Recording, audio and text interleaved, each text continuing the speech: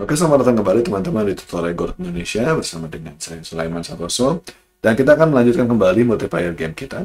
Jadi kalau di video sebelumnya kita sudah menggunakan multiplayer synchronizer supaya pesawat kita ini bisa sama-sama bergerak gitu ya.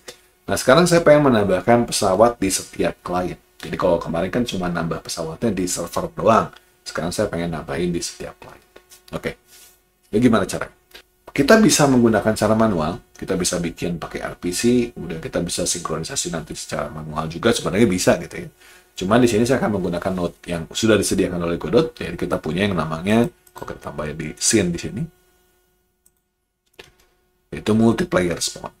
Nah, multiplayer spawner ini gunanya adalah, kalau kita lihat di bawah deskripsinya adalah, automatically, secara otomatis, replicates spawnable nodes from the authority to the other multiplayer peers. Jadi dia akan menggandakan, bikin cloningan, ya, bikin kopian daripada node yang ada di server, kan otoritas ya, otoritas yang ada di server, di copy ke klien, ke komputer-komputer yang terhubung dengan server tersebut.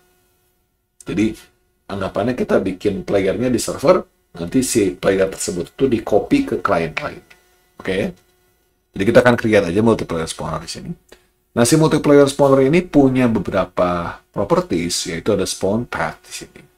Jadi spawn path ini gampangnya adalah kita mau taruh benda cloningan kita itu di mana. Jadi kita mau naruh si benda yang kita buat, yang kita mau copy ke semua klien, dan nanti benda kopian di klien juga ditaruhnya di mana. Nah, kebetulan di sini saya udah bikin sebuah node 2D, teman-teman. Si multiplayer object node ini cuma node 2D doang, saya rename jadi multiplayer objects. Saya pengen taruh nanti semua node yang saya hasilkan ke sini. Jadi kita akan pilih multiplayer spawner, kita akan assign dia ke si multiplayer object. Dan saya juga mengubah juga di dalam codingan saya juga, teman-teman ya. Di bagian spawn player, saya tambahin supaya add child-nya itu langsung ke multiplayer objects. Ke sini. Oke ya. Selanjutnya, kita punya spawn limit. Spawn limit ini adalah limit atau batasan berapa banyak kita bisa nge-spawn. Sini saya akan bikin 5 aja. Sebenarnya kita cuma punya 3 sih ya, nggak apa-apa lah ya.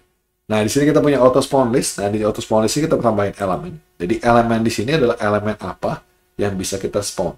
Nah, elemen apa yang kita mau bikin kopiannya. Jadi di sini karena kita mau bikin pesawat yang kita copy, maka kita akan masukin si spaceship.tscn ke elemen kita di sini. Jadi kalau saya bikin spaceship di server, dia akan copy ke client.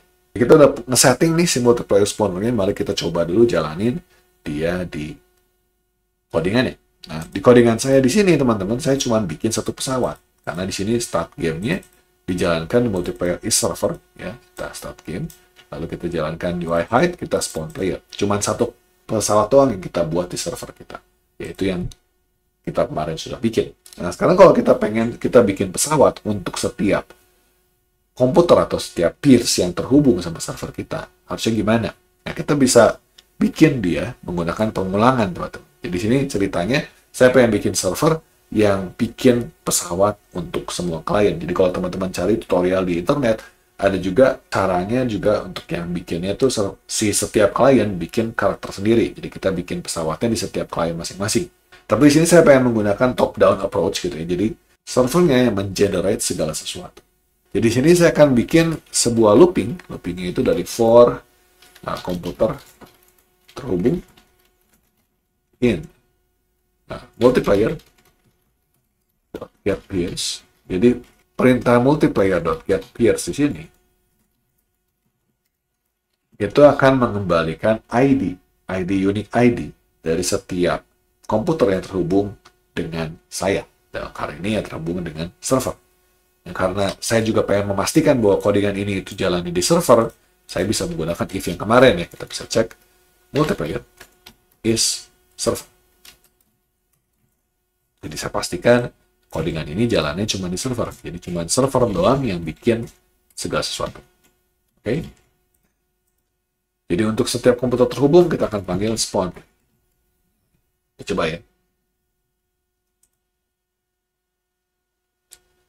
Kita akan connect as host, connect as client, kita start game. Nah, ini kita punya pesawat Ya. Tapi kok cuma satu pesawat ya, teman? Nggak ada perbedaan. Nah, ini bisa jadi teman-teman bisa lihat di debuggingnya. Jadi kalau kita bingung di multiplayer, teman-teman bisa klik ke Godotnya, kita bisa klik di remote di sini, kita bisa lihat, wah sebenarnya kita punya 3 pesawat di sini. Ada spaceship, ada karakter body 7, karakter body 8. Tapi kok nggak kelihatan? Karena ternyata posisinya nempel semua gitu ya teman-teman. Oh ya, by the way, di sini saya sudah menonaktifkan si spaceship saya collision-nya supaya nggak kemana-mana. Jadi kalau teman-teman mau nyobain tutorial ini, pastiin si spaceship-nya ini collision-nya di off dulu aja.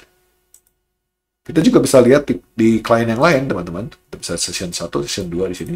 Kita bisa lihat di session 1 cuma ada 1 pesawat.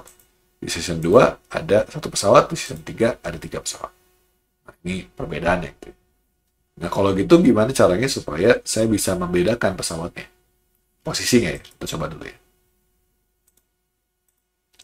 Nah, di sini saya akan perintahkan dari server dulu, teman-teman. Kita pengen supaya setiap kali kita nge-spawn player, nge-spawnnya itu ke samping. Jadi ada apa ya namanya? Ada posisinya sendiri gitu ya. Jadi kita kan semua posisinya di 100 nih. Saya pengen bedain. Jadi kita bikin sebuah variabel namanya index. Index itu diisi 1. Lalu saya akan oper aja indeksnya gitu. Kita oper indeksnya, kita plus sama dengan 1. Kita oper lagi indeksnya, kita plus sama dengan 1. Nah, tentunya di sini harus kita tambahin ya.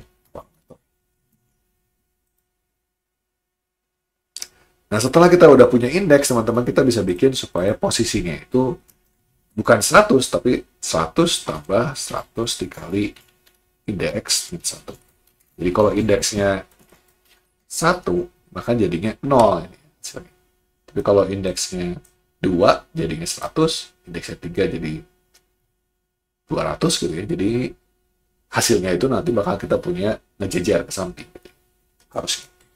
Oke, kalau sudah teman-teman, mari kita coba jalanin. Oke.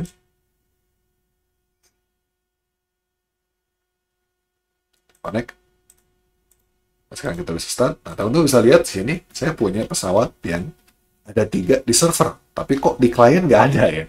Ini saya bisa putar juga. Jadi semuanya udah jalan kayak sebelumnya. Cuman kok sekarang cuma muncul di server doang, tidak muncul di client. Kita coba lihat ya. Errornya kenapa ya? Kita lihat di sini. Dan di sini kita punya error namanya unable to spawn node with reserved name. Jadi kita harus tambahkan di add child kita ini satu buah parameter tambahan, yaitu true. Jadi ini force readable names. Kita lihat di add child di sini. Kita punya node dan kita punya force readable names. Ini adalah force readable name ini yang kita gunakan ya, true. Jadi kita harus pasang dia jadi true supaya keluar namanya bagus. Kalau kita play lagi sekarang, kita connect, start game. Nah, sekarang kita sudah punya 3 pesawat masing-masing untuk server sama kliennya. Cuman semuanya hanya bisa dikendalikan di server saat ini.